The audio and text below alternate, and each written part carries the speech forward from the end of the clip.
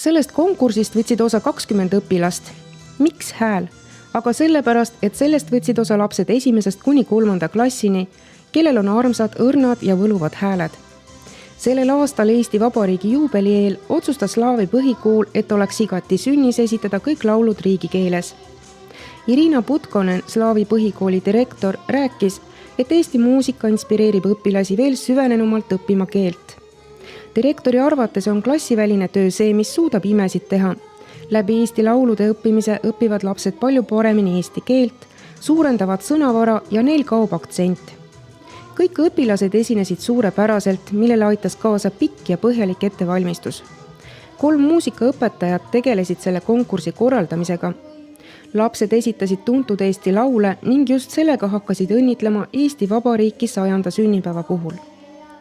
Kuldne hääl on üks osa erinevatest kokkusaamistest, pidudest ja üritustest. Žürii hindas 8 erinevat muusikalist etteastet. Sellest programmist võtsid osa keelekümblusklassi õpilased, kelle tunnid koolis on kõik eesti keeles, kui ka tavakoolide õpilased. Ürituse lõppedes said kõik esinejad diplomi ja magusad medalid. Austus inimeste vastu, ausus ja valmidus aidata ja toetada on see, mida peavad paljud lapsevanemad oluliseks oma laste kasvatamisel. Kool täielikult toetab selliseid kasvatusmeetodeid. Kuidas muidu saab lapsest isiksus, kellel on õiged eluvaated ja moraalne vastupidavus? Selleks on palju erinevaid võimalusi. Seda võib teha mitte ainult koolitööde raames ja õppeprotsessis, vaid ka läbi klassivälise tegevuse.